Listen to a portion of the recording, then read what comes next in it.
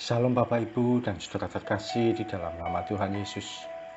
Dimanapun Anda berada dan dimanapun Anda bisa mendengar rekaman ini, kita bertemu dalam program Jumpa dengan Tuhan untuk edisi hari ini.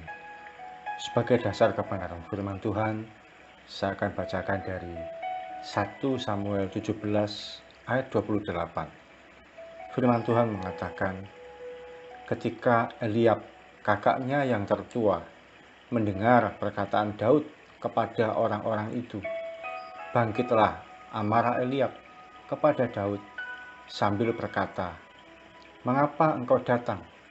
Dan pada siapakah kau tinggalkan kambing domba yang 2-3 ekor itu di padang gurun? Aku kenal sifat pemberanimu dan kejahatan hatimu. Engkau datang kemari dengan maksud melihat pertempuran." Sahabat Kristus, kita sering mendengar cerita atau kisah bahwa Daud adalah seorang gembala domba. Tapi, apakah Anda pernah menyadari berapa domba yang digembalakannya? Domba itu ternyata hanya 2 atau 3 ekor saja. Dia setiap hari telaten dan tekun memelihara domba yang nilainya tidak seberapa atau bahkan tidak ada nilainya itu, karena jumlahnya sangat sedikit. Saya tidak tahu mengapa jumlah domba yang digembalakan oleh Daud sangat sedikit. Namun perhatikan, Daud ini masih muda sekali. Usianya belum mencapai 20 tahun, belasan tahun lah. Jadi belum terlalu layak untuk memelihara domba yang banyak jumlahnya. Apalagi ditambah dengan kenyataan bahwa dia bukan saudara kandung dengan kakak-kakaknya. Sejarah bangsa Israel mencatat bahwa dia adalah anak hasil perselingkuhan Isai dengan perempuan lain. Kalau Anda ingat, Mazmur 51 menuliskan, "Dalam dosa aku diperanakkan." Jadi Daud lahir dari perbuatan dosa. Oleh karena itu dia tidak dipercaya untuk mengembalakan domba dalam jumlah yang besar. Domba yang cuma 2-3 ekor itu dipercayakan pada Daud hanya sebagai hiburan belaka atau supaya dia ada aktivitas biasa saja. Namun demikian, Daud pun melakukan penggembalaan pada domba yang cuma sedikit itu dengan penuh kesetiaan. Saat ada singa menerkam domba, dia rebut domba itu dari mulut singa, lalu diajarnya singa itu sampai mati. Kesetiaan Daud akhirnya Tuhan perhitungkan.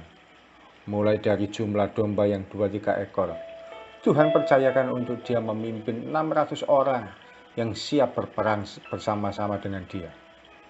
Setelah dia menjadi raja, jumlah yang dipercayakan pada Daud tentu lebih banyak lagi. Bisa ratusan ribu atau bahkan jutaan penduduk Israel yang dia pimpin. Sahabat Kristus, mari hari ini kita lihat kepercayaan kecil apa yang Tuhan percayakan pada kita. Bisa jadi itu melakukan aktivitas yang tidak dilihat orang dengan meyakinkan. Bisa jadi Anda melayani umat Tuhan dalam jumlah yang sedikit. Bisa jadi yang Anda lakukan merupakan pelayanan yang apa adanya dan tidak banyak dilihat oleh orang. Bisa jadi itu juga merupakan pekerjaan yang hanya menghasilkan uang sedikit. Hal kecil apapun yang saat ini Tuhan percayakan, lakukan itu dengan setia. Kerjakan segala sesuatu yang nilainya kecil itu dengan tekun, dengan semangat, dan penuh dengan komitmen. Satu kali tanpa kita duga, Tuhan akan melihat kesetiaan kita, dan kita pun dipercayakan hal-hal yang besar. Hal-hal kecil dan sederhana yang Tuhan percayakan saat ini dimaksudkan untuk membangun iman kita, supaya mampu melihat hal-hal yang besar di depan kita. Demikian juga untuk membentuk karakter kita supaya sabar dan rendah hati dalam melayani orang lain. Tuhan juga mau menguji kesetiaan kita dalam mengelola segala sesuatu yang Tuhan percayakan saat ini. Saya ingat tahun 2003 saya dipercaya Tuhan untuk mengadakan doa pagi di sebuah sekolah. Setiap pagi saya datang di sekolah itu untuk menyampaikan renungan firman Tuhan dan mendoakan anak-anak sebelum mereka belajar.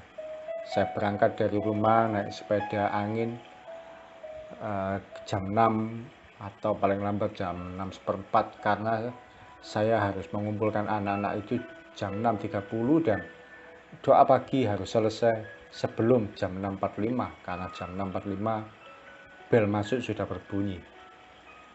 Jumlah yang hadir tidak banyak. Seberapapun yang datang itu yang saya layani. Ya mungkin cuma 3 atau 5 anak. Ya kadang-kadang bisa lebih banyak, tidak lebih dari 10.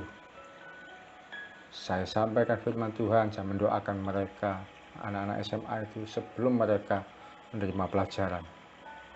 Sebelum mereka hari itu belajar menerima pengajaran dari guru-guru mereka. Setelah doa pagi selesai, saya pun kembali pulang.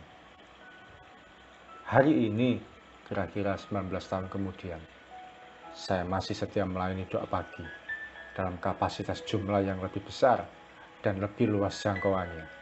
Tidak lagi di sekolah tersebut, tidak lagi dibatasi ruang kelas yang berbentuk 4 bagian itu, tapi Tuhan sedang membawa saya jauh dalam kapasitas yang lebih besar dan lebih luas jangkauannya.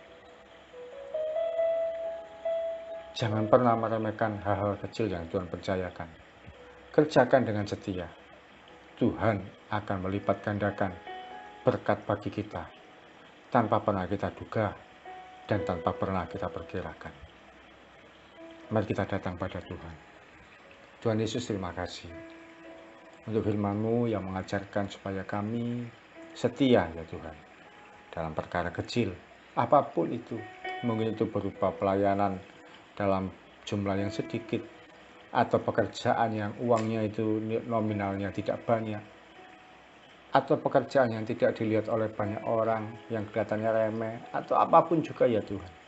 Kiranya Tuhan taruh dalam hati kami sifat yang setia, yang mau belajar untuk tidak meremehkan hal-hal yang kecil, tapi mengerjakan dengan penuh komitmen, mengerjakan dengan penuh tanggung jawab.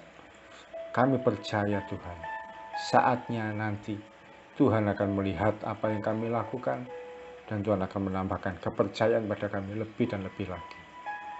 Tapi hari ini kami mau belajar setia dan komitmen dengan apapun yang Tuhan percayakan. Apakah itu keluarga kami, pekerjaan kami, pelayanan kami, atau apapun juga. Kami mau setia ya Tuhan untuk mengelola apa yang ada di depan kami saat ini. Beri kami kesetiaan, tidak mengeluh, dan juga tetap bersyukur apapun seberapapun yang Tuhan berikan bagi kami. Terima kasih Tuhan Yesus. Kami berdoa untuk setiap anak-anak-Mu dalam pergumulan hari ini yang belum bisa bayar tagihan. Tuhan berikan berkat ya Tuhan, pemeliharaan yang tak terbatas. Yang kesulitan untuk makan hari ini, Engkau menyediakan pemeliharaanmu. Berkat-berkat-Mu tak terduga. Yang saldo ATM-nya kosong, di dalam nama Yesus, hamba berdoa terisi berkat Tuhan untuk rekening mereka yang saat ini mereka membutuhkan dukungan keuangan, yang dalam kondisi sakit apapun itu juga ya Tuhan, Engkau menyembuhkan dan menjamah. Yang dalam kondisi butuh pekerjaan, sedang interview, di dalam nama Yesus dibuat berhasil. Dan juga apapun yang dihadapi anak-anak-Mu, apa yang dibutuhkan dimanapun, kami percaya Engkau Tuhan adalah El Shaddai, menolong, menopang hidup kami dalam kondisi apapun, dimanapun setiap kami berada. Terima kasih Tuhan Yesus, kami siap melangkah sepanjang hari ini. Di dalam nama Yesus kami berdoa dan mengucap syukur. Amin. Selamat menjadi pribadi yang setia. Nantikan satu kali Tuhan akan percayakan pada kita sesuatu yang lebih besar. Salam dari saya Yogi Raharjo dari Mitspa Ministry. Tetap setia sampai garis akhir. Tuhan Yesus memberkati.